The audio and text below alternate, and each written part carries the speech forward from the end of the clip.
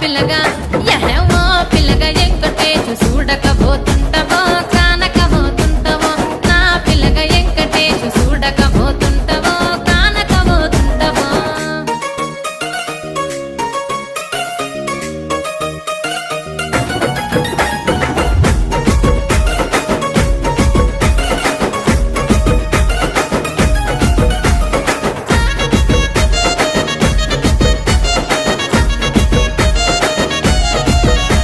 ఓయ్ కండ్లకు కాటుక వెడితే కన్యాకుమారిని